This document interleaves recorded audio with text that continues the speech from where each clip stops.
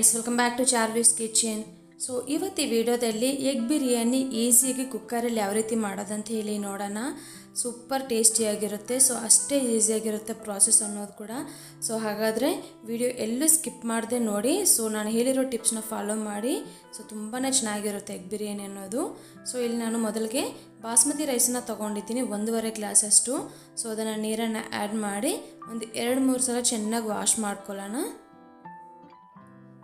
So ಚೆನ್ನಾಗಿ wash ಮಾಡಿಕೊಂಡು ಮತ್ತೆ ಅಕ್ಕಿ ಮುಳುಗುವಷ್ಟು ನೀರನ್ನು ಆ್ಯಡ್ ಮಾಡಿ ಸೊ ಇದನ್ನು ಅರ್ಧ ಅವರು ನಾವು ಸೈಡ್ಗೆ ಇಟ್ಕೋಬೇಕಾಗುತ್ತೆ. ಈಗ ಒಂದು 5 ಬಾಯ್ಲ್ಡ್ ಎಗ್ ತೊಗೊಂಡಿದ್ದೀನಿ. ಇದರಲ್ಲಿ 1/4 ಟೇಬಲ್ ಸ್ಪೂನ್ ಆಗೋಷ್ಟು ಅರಿಶಿನ ಹಾಗೂ 1/4 ಟೇಬಲ್ ಸ್ಪೂನ್ ಆಗೋಷ್ಟು ಇಲ್ಲಿ ನಾನು ರೆಡ್ ಚಿಲ್ಲಿ ಪೌಡರ್ ಆ್ಯಡ್ ಮಾಡ್ತಾ ಇದ್ದೀನಿ. ಸೊ ಈ ರೆಡ್ ಚಿಲ್ಲಿ ಪೌಡರ್ ಹಾಗೂ ಅರಿಶಿನ ಚೆನ್ನಾಗಿ ಎಗ್ಸ್ಗೆಲ್ಲ ಹಿಡಿದಾಗೆ ಚೆನ್ನಾಗಿ ಮಿಕ್ಸ್ ಮಾಡ್ಕೋಬೇಕಾಗುತ್ತೆ ಈ ರೀತಿ. ಸೊ ಮಿಕ್ಸ್ ಮಾಡಿಕೊಂಡು ಇದನ್ನು ಕೂಡ ನಾವಿವಾಗ ಸೈಡ್ಗೆ ಇಟ್ಕೊಳ್ಳೋಣ. ಈಗ ಕುಕ್ಕರ್ ತಗೊಂಡು ಇದರಲ್ಲಿ 3 to 4 ಟೇಬಲ್ ಸ್ಪೂನ್ ಆಗೋಷ್ಟು ಆಯಿಲ್ ಯೂಸ್ ಮಾಡ್ತಾ ಇದ್ದೀನಿ. ಸೊ ಹಾಗೂ ಇಲ್ಲಿ 3ರಿಂದ 4 ಆನಿಯನ್ನ ನಾನು ದಪ್ಪದಾಗಿರೋ ಆನಿಯನ್ನ ಸಣ್ಣದಾಗಿ ಕಟ್ ಮಾಡಿ ಹಾಕ್ತಾ ಇದ್ದೀನಿ. ಸೊ ಈ ವಿಡಿಯೋನಲ್ಲಿ ನೀವು ಬ್ರೌನ್ ಆನಿಯನ್ನ ಕಡಿಮೆ ಆಯಿಲ್ ಯೂಸ್ ಮಾಡಿ ಯಾವ ರೀತಿ ಫ್ರೈ ಮಾಡೋದಂತ ಹೇಳಿ ನಾನು ತೋರಿಸ್ತಾ ಇದ್ದೀನಿ ನೋಡಿ. ಸೊ ಈ ರೀತಿ ಆನಿಯನ್ ಅನ್ನೋದು ಕಂಪ್ಲೀಟಾಗಿ ಗೋಲ್ಡನ್ ಕಲರ್ ಬರೋವರೆಗೂ ಮೀಡಿಯಂ ಫ್ಲೇಮ್ನಲ್ಲಿಟ್ಟು ಫ್ರೈ ಮಾಡ್ಕೋಬೇಕಾಗುತ್ತೆ. ಸೊ ಇದೀಗ ಕಂಪ್ಲೀಟ್ ಆಗಿದೆ. ಸೊ ಇದನ್ನೆಲ್ಲ ನಾವಿವಾಗ ಒಂದು ಪ್ಲೇಟ್ಗೆ ಟ್ರಾನ್ಸ್ಫರ್ ಮಾಡ್ಕೊಳ್ಳೋಣ.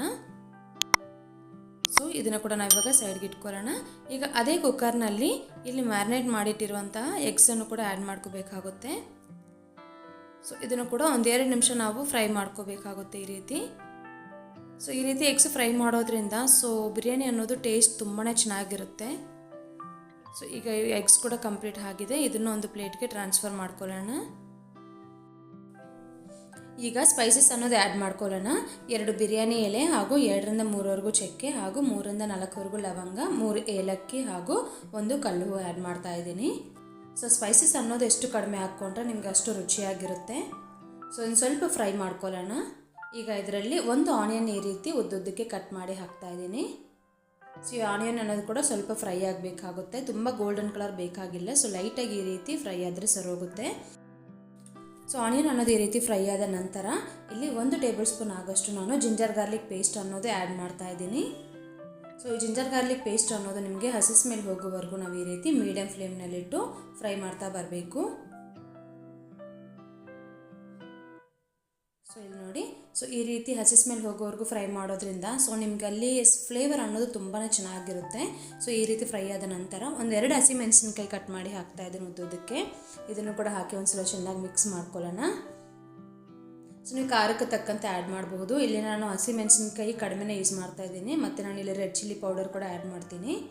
ಸೊ ಈ ರೀತಿ ಸ್ವಲ್ಪ ಫ್ರೈ ಆದ ನಂತರ ಈಗ ಇದರಲ್ಲಿ 1-2 ಟೊಮೊಟೊ ಅನ್ನೋದು ನಾನು ಉದ್ದುದ್ದಕ್ಕೆ ಸಣ್ಣಕ್ಕೆ ಕಟ್ ಮಾಡಿ ಹಾಕ್ತಾ ಇದ್ದೀನಿ ನೋಡಿ.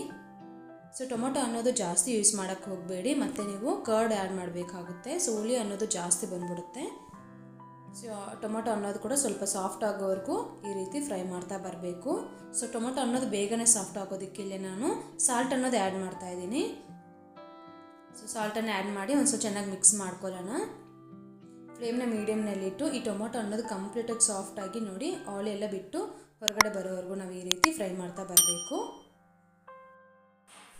ಸೊ ಇಲ್ಲಿ ನೋಡಿ ಟೊಮೊಟೊ ಅನ್ನೋದು ಆಲ್ಮೋಸ್ಟ್ ಕುಕ್ ಆಗಿದೆ. ಈಗ ಇದರಲ್ಲಿ 1 ಟೇಬಲ್ ಸ್ಪೂನ್ ಆಗೋಷ್ಟು ರೆಡ್ ಚಿಲ್ಲಿ ಪೌಡರ್ ಹಾಗೂ 1 ಟೇಬಲ್ ಸ್ಪೂನ್ ಆಗೋಷ್ಟು ಧನಿಯಾ ಪೌಡರ್ ಹಾಗೂ ಅರ್ಧ ಟೇಬಲ್ ಸ್ಪೂನ್ ಆಗೋಷ್ಟು ಇಲ್ಲಿ ಜೀರಿಗೆ ಪೌಡರ್ ಹಾಗೂ ಅರ್ಧ ಟೇಬಲ್ ಸ್ಪೂನ್ ಆಗೋಷ್ಟು ಗರಂ ಮಸಾಲ ಆ್ಯಡ್ ಮಾಡ್ತಾ ಇದ್ದೀನಿ. ಹಾಗೂ ಕೊನೆಯಲ್ಲಿ ಇಲ್ಲಿ 1-2 ಟೇಬಲ್ ಸ್ಪೂನ್ ಆಗೋಷ್ಟು ಬಿರಿಯಾನಿ ಮಸಾಲ ಆ್ಯಡ್ ಮಾಡ್ತಾ ಇದ್ದೀನಿ. ಸೊ ಬಿರಿಯಾನಿ ಮಸಾಲ ಅನ್ನೋದು ಆಪ್ಷನಲ್ಲು, ನಿಮ್ಗೆ ಅವೈಲೇಬಲ್ ಇದ್ದರೆ ಹಾಕ್ಕೋಬೋದು, ಇಲ್ಲ ಗರಂ ಮಸಾಲ ಹಾಕಿದ್ರೂ ಸರೋಗುತ್ತೆ. ಸೊ ಈ ರೀತಿ ಎಲ್ಲ ಹಾಕಿ ಒಂದ್ಸಲ ಚೆನ್ನಾಗಿ ಮಿಕ್ಸ್ ಮಾಡ್ಕೊಳ್ಳೋಣ. ಸೊ ಈ ಮಸಾಲೆ ಎಲ್ಲ ಟೊಮಾಟೋಗೆ ಚೆನ್ನಾಗಿ ಹಿಡಿದಾಗೆ ನಾವು 1-2ರಿಂದ 3 ನಿಮಿಷದವರೆಗೆ ಈ ರೀತಿ ಫ್ರೈ ಮಾಡ್ತಾ ಬರಬೇಕು. ಸೊ ಇನ್ನು ಮಸಾಲೆ ಅನ್ನೋದು ಎಷ್ಟು ಚೆನ್ನಾಗಿ ಫ್ರೈ ಮಾಡ್ಕೊತಿರೋ ಬಿರಿಯಾನಿ ಟೇಸ್ಟ್ ಅನ್ನೋದು ಕೂಡ ಅಷ್ಟೇ ರುಚಿಯಾಗಿರುತ್ತೆ.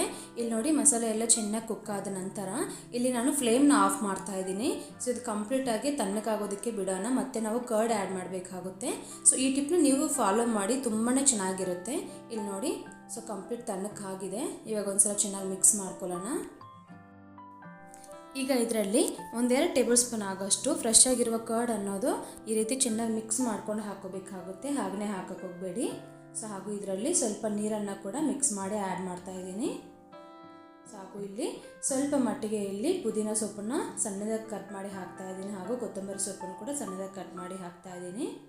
ಸೊ ಇದನ್ನೆಲ್ಲ ಹಾಕಿ ಒಂದ್ಸಲ ನೀಟಾಗಿ ಮಿಕ್ಸ್ ಮಾಡ್ಕೊಳ್ಳೋಣ. ಸೊ ಈ ರೀತಿ ಮಸಾಲೆ ಹಾಗೂ ಕರ್ಡ್ ಎಲ್ಲ ಚೆನ್ನಾಗಿ ಮಿಕ್ಸ್ ಆದ ನಂತರ ನಾವು ಸ್ಟವನ್ನು ಆನ್ ಮಾಡ್ಕೋಬೇಕಾಗುತ್ತೆ. ಇಲ್ಲಿ ಸೊ ನಾನು ತೋರಿಸ್ತಾ ಇದ್ದೀನಿ ನೋಡಿ. ಸ್ಟವ್ ಆನ್ ಮಾಡಿ 1-2 ನಿಮಿಷ ಮತ್ತೆ ಈ ಮಸಾಲೆ ಹಾಗೂ ಕರ್ಡ್ ಎಲ್ಲ ಚೆನ್ನಾಗಿ ಕುಕ್ ಆಗ್ದಂಗೆ ನಾವು ಫ್ರೈ ಮಾಡ್ತಾ ಬರಬೇಕು. ಈಗ ಇದರಲ್ಲಿ ಫ್ರೈ ಮಾಡಿಟ್ಟಿರುವ ಆನಿಯನ್ನ ಸ್ವಲ್ಪ ಮಟ್ಟಿಗೆ ಆ್ಯಡ್ ಮಾಡ್ತಾ ಇದ್ದೀನಿ. ಸೊ ಎಲ್ಲ ಒಂದೇ ಸಲ ಆ್ಯಡ್ ಮಾಡೋಕ್ಕೆ ಹೋಗಬೇಡಿ, ಮತ್ತೆ ಯೂಸ್ ಆಗುತ್ತೆ. ಸ್ವಲ್ಪ ಮಟ್ಟಿಗೆ ಆ್ಯಡ್ ಮಾಡಿ ನೀಟಾಗಿ ಮಿಕ್ಸ್ ಮಾಡ್ಕೊಳ್ಳೋಣ. ಸೊ ಆನಿಯನ್ ಎಲ್ಲ ಮಸಾಲೆಗೆ ಚೆನ್ನಾಗಿ ಹಿಡಿದಾಗೆ ಚೆನ್ನಾಗಿ ಮಿಕ್ಸ್ ಮಾಡ್ಕೋಬೇಕಾಗುತ್ತೆ. ಈ ರೀತಿ ಫ್ರೈ ಆದ ನಂತರ ಇದನ್ನು ಈ ರೀತಿ ಸ್ಪ್ರೆಡ್ ಮಾಡ್ಕೊಳ್ಳೋಣ ನೀಟಾಗಿ. ಇಲ್ಲನ್ನು ತೋರಿಸ್ತಾ ಇದ್ದೀನಿ ನೋಡಿ. ಸೊ ನೀಟಾಗಿ ಈ ರೀತಿ ಸ್ಪ್ರೆಡ್ ಮಾಡ್ಕೋಬೇಕಾಗುತ್ತೆ. ಈಗ ಇದರಲ್ಲಿ ಫ್ರೈ ಮಾಡಿಟ್ಟಿರುವ ಎಗ್ಸನ್ನು ಆ್ಯಡ್ ಮಾಡ್ತಾ ಇದ್ದೀನಿ. ಇಲ್ಲಿ 3 ಎಗ್ಸ್ ಮಾತ್ರ ಆ್ಯಡ್ ಮಾಡ್ತಾ ಇದ್ದೀನಿ, ರಿಮೈನಿಂಗ್ ಮತ್ತೆ ನಾವು ಲೇಟಾಗಿ ಆ್ಯಡ್ ಮಾಡ್ಕೊಳ್ಳೋಣ. ಈಗ ಇದರಲ್ಲಿ ನೆನೆಸಿಟ್ಟಿರುವಂತಹ ಬಾಸ್ಮತಿ ರೈಸನ್ನು ಕೂಡ ಆ್ಯಡ್ ಮಾಡ್ತಾ ಇದ್ದೀನಿ. ರೈಸ್ ಅನ್ನೋದು ಕೂಡ ಅಷ್ಟೇ ನೀಟಾಗಿ ಸ್ಪ್ರೆಡ್ ಮಾಡ್ಕೋಬೇಕಾಗುತ್ತೆ. ಈ ರೀತಿ ಒಂದೇ ಹತ್ರ ಹಾಕಕ್ಕೆ ಹೋಗಬೇಡಿ. ತೋರಿಸ್ತಾ ಇದ್ದಂಗೆ ನೀಟಾಗಿ ಈ ರೀತಿ ಸ್ಪ್ರೆಡ್ ಮಾಡಿಕೊಂಡು ಈಗ ನಾನಿಲ್ಲಿ 1.5 ಗ್ಲಾಸ್ ರೈಸ್ಗೆ ಇಲ್ಲಿ ನಾನು 2.25 ಗ್ಲಾಸಷ್ಟು ನೀರನ್ನು ಆ್ಯಡ್ ಮಾಡ್ತಾ ಇದ್ದೀನಿ. ಸೊ ಇಲ್ಲಿ ನೀವು ನೀರು ಮೆಸರ್ಮೆಂಟ್ ಅನ್ನೋದು ಕರೆಕ್ಟಾಗಿ ಹಾಕಿದ್ರೆ ನಿಮಗೆ ರೈಸ್ ಅನ್ನೋದು ಉದುರಾಗಿ ತುಂಬಾ ಚೆನ್ನಾಗಿ ಬರುತ್ತೆ. ಹಾಗೂ ಇದರಲ್ಲಿ ಸ್ವಲ್ಪ ಮಟ್ಟಿಗೆ ಪುದೀನ ಹಾಗೂ ಸ್ವಲ್ಪ ಮಟ್ಟಿಗೆ ಕೊತ್ತಂಬರಿನ ಕೂಡ ಈ ರೀತಿ ಸಣ್ಣದಾಗಿ ಕಟ್ ಮಾಡಿ ಹಾಕ್ತಾ ಇದ್ದೀನಿ. ಹಾಗೂ ಇಲ್ಲಿ ಫ್ರೈಡ್ ಆನಿಯನ್ ಕೂಡ ಇನ್ನೂ ಸ್ವಲ್ಪ ಆ್ಯಡ್ ಮಾಡ್ತಾ ಇದ್ದೀನಿ. ಹಾಗೂ ರುಚಿಗೆ ಇಲ್ಲಿ ಒಂದು ಸ್ವಲ್ಪ ಮಟ್ಟಿಗೆ ಉಪ್ಪನ್ನು ಕೂಡ ಆ್ಯಡ್ ಮಾಡ್ತಾ ಇದ್ದೀನಿ. ಹಾಗೂ ಸ್ವಲ್ಪ ಮಟ್ಟಿಗೆ ಗರಂ ಮಸಾಲ ಕೂಡ ಈ ರೀತಿ ಆ್ಯಡ್ ಮಾಡ್ತಾ ಇದ್ದೀನಿ. ಸೊ ಹಾಗೂ ಇಲ್ಲಿ ಮಿಕ್ಕಿರುವ ಎಗ್ಸ್ನ ಕೂಡ ಆ್ಯಡ್ ಮಾಡ್ಕೊಳ್ಳೋಣ. ಸೊ ಇದನ್ನೆಲ್ಲ ಹಾಕಿ ನಾವು ಮುಚ್ಚಳ ಇಟ್ಟು 1-2 ವಿಸಿಲ್ಗೆ ಕುಕ್ ಮಾಡಿದ್ರೆ ಸರೋಗುತ್ತೆ. ಸೊ ಅಕ್ಕಿ ನೀವು ಅರ್ಧ ಅವರ್ ನೆನೆಸಿರೋದ್ರಿಂದ ಸೊ 2 ವಿಸಿಲ್ಗೆ ಪರ್ಫೆಕ್ಟಾಗಿ ರೈಸ್ ಅನ್ನೋದು ಕುಕ್ ಆಗುತ್ತೆ. ಇಲ್ಲಿ ನಾನು ತೋರಿಸ್ತಾ ಇದ್ದೀನಿ ನೋಡಿ. ಇಲ್ಲಿ ನೋಡಿ ರೈಸ್ ಅನ್ನೋದು ಪರ್ಫೆಕ್ಟಾಗಿ ಕುಕ್ ಆಗಿದೆ. ಸೊ ಅಷ್ಟೇ ಫ್ರೆಂಡ್ಸ್, ಎಷ್ಟು ಸುಲಭವಾಗಿದೆ ಅಲ್ವಾ? ಇಲ್ಲಿ ನೋಡಿ. ಸೊ ರೈಸ್ ಅನ್ನೋದು ಎಷ್ಟು ಉದುರಾಗಿ ಬಂದಿದೆ. ಸೊ ಪರ್ಫೆಕ್ಟ್ ಆದ ಎಗ್ ಬಿರಿಯಾನಿ ಅನ್ನೋದು ರೆಡಿಯಾಗಿದೆ.